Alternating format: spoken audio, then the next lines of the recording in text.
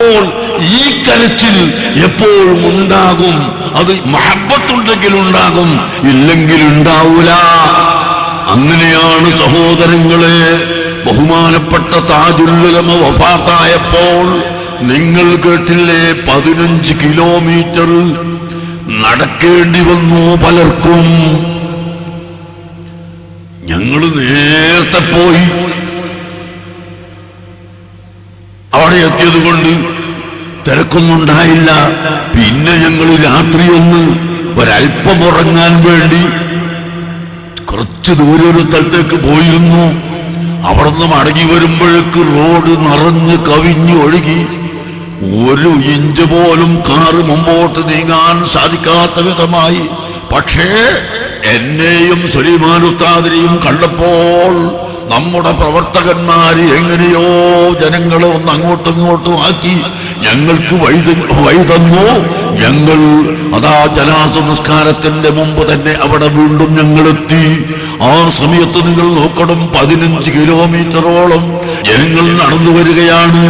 അതിന്റെ തലേന്ന് രാത്രി അവിടെ ഹിന്ദുക്കളുടെ ഒരു ഉത്സവമുണ്ടായതുകൊണ്ട് നേരെ വഴിക്ക് നമ്മൾ പോകണ്ട, അവിടെ ബ്ലോക്കാണെന്ന് ഞങ്ങൾ പറഞ്ഞ് വളഞ്ഞ വഴിക്കാണ് ഞങ്ങൾ പോയത്.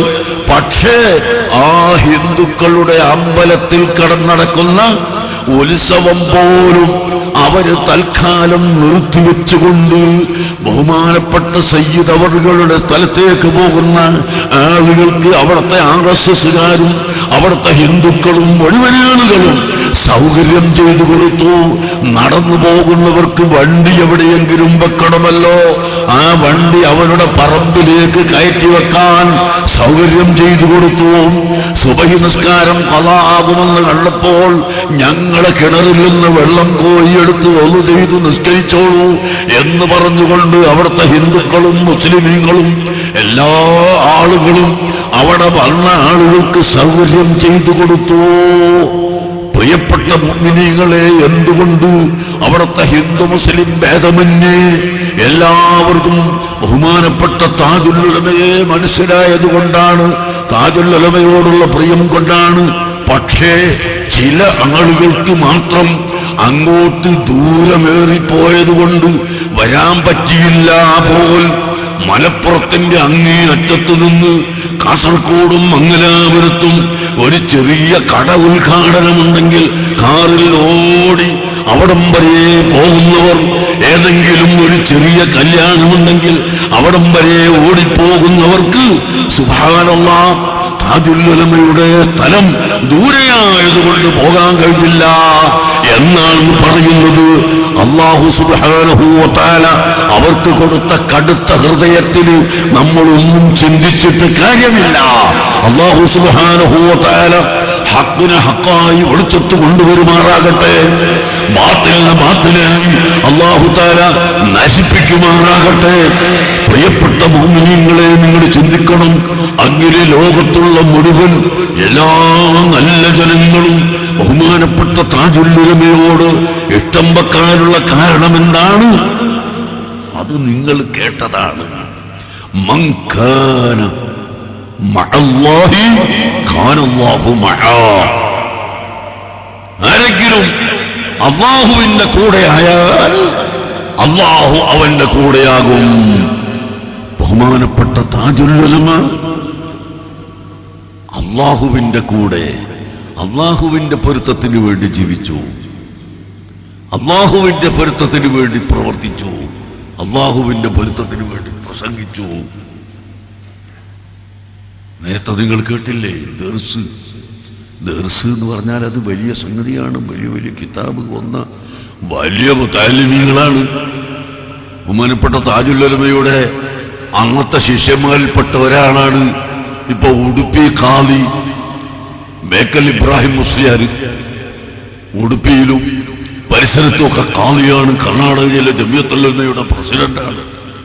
അദ്ദേഹത്തിന്റെ ഗുരുനാഥനാണ് അലിക്കുഞ്ഞി മുസ്ലിയാർ. അവരോടൊക്കെ ഞാൻ ചോദിച്ചു, നിങ്ങൾ ഓതിപ്പടിക്കുന്ന കാലത്ത് എങ്ങനെയാണ് ദർസ് നടത്തിയിരുന്നത്?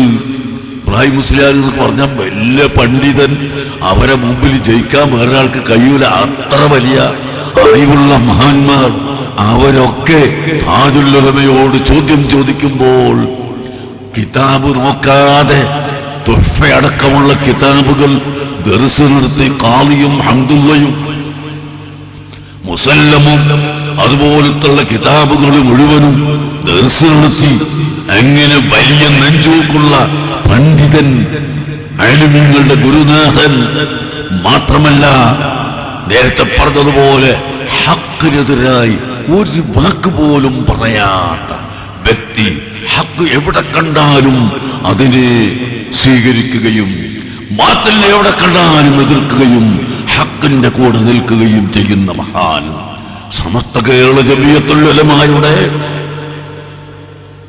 പ്രവർത്തനങ്ങൾക്കിടയിൽ അവിടുത്തെ പാഠപുസ്തകത്തിൽ ഒരു പാഠം ബിദ്അത്തുകാരോടുള്ള സമീപനത്തെ സംബന്ധിച്ച് ഒരു പാഠപുസ്തകമുണ്ടായിരുന്നു.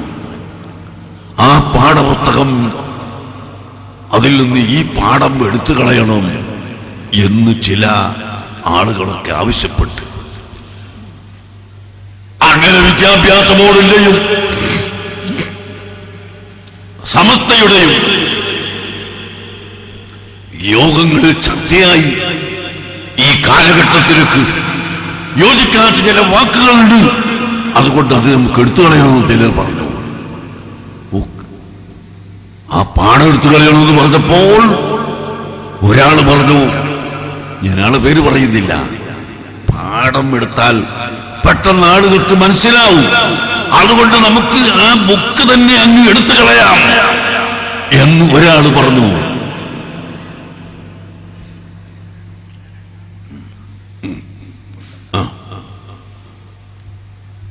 ഞാൻ നീട്ടിക്കൊണ്ടു പോകുന്നില്ല.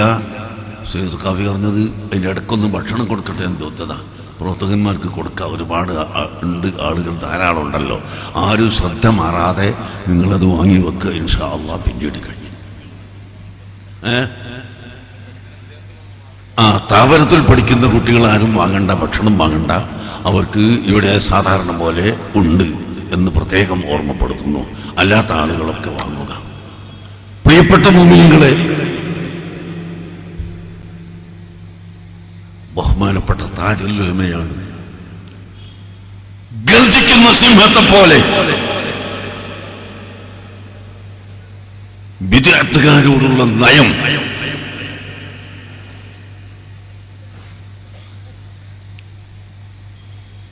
അറുപത് കൊല്ലത്തിലധികം നമ്മൾ പഠിപ്പിച്ചു വന്ന,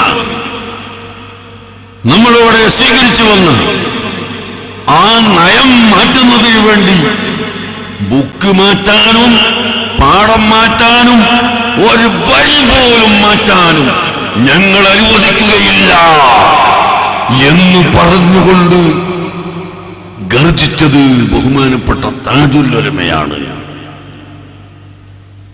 അങ്ങനെയാണ് ഞങ്ങൾ ഭൂരിപക്ഷത്തിനനുസരിച്ച് പാസ്സാക്കുമെന്ന് പറഞ്ഞപ്പോ, എന്നാ പിന്നെ ഭൂരിപക്ഷമുള്ളതിൽ ഞങ്ങൾക്കങ്ങനെ ദീനിനെതിരായ ഒരു ഭൂരിപക്ഷത്തിന് ഞങ്ങൾക്ക് പറ്റില്ല എന്ന് പറഞ്ഞ് അവിടെ നിന്ന് 10 പേർ ഇറങ്ങിപ്പോന്നിട്ടുള്ളത്. ഇറങ്ങി വന്നിട്ട് കാറിലിരുന്നപ്പോ ബഹുമാനപ്പെട്ട താജുൽ ഉലമ കണ്ണുനീര് വാർത്തുകൊണ്ട് ദ്വാർന്നു പടച്ചവരെ, സമസ്ത കേരള ജമിയത്തുൽ ഉലമ ഇവിടെ സ്ഥാപിച്ചത് ഹക്ക് പറയാനും പഠിപ്പിക്കാനുമാണ്.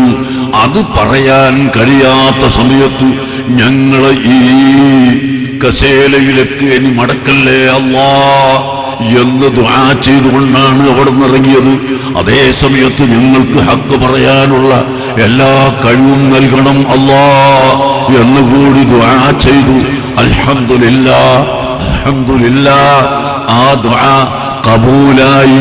ഇന്ന് അല്ലാഹുവിന്റെ തൗഫീഖ് കൊണ്ട് സമസ്ത കേരള ജമിയത്തുൽ ഉലമ ബഹുമാനപ്പെട്ട താജുൽ ഉലമ പ്രസിഡന്റായി പ്രവർത്തിച്ചു. ഇവിടെ ഓരോ ദിവസവും വളർന്നുകൊണ്ടിരിക്കുകയാണ്, യാതൊരു സംശയവുമില്ല. അതിന് വ്യക്തമായ തെളിവല്ലേ ആ സമസ്തയുടെ കീഴിലുള്ള യുവസംഘടനയാണ് SYS. ആ SYS നടത്തിയ മീലാദ് കോൺഫറൻസ് കോഴിക്കോട്ട് നിങ്ങളിൽ അല്പപേരെങ്കിലും കണ്ടിട്ടുണ്ടാകുമല്ലോ. ആ കോഴിക്കോട്ട് കടപ്പുറം നിറഞ്ഞു കവിഞ്ഞു ഒഴുകി, റോഡുകളും നിറഞ്ഞു കവിഞ്ഞു ഒഴുകി ആളുകളെത്തിയത് നിങ്ങൾ മനസ്സിലാക്കണം, സിറാജിന്റെ ചെറിയ ഒരു പരസ്യം കൊണ്ട് മാത്രമാണ്.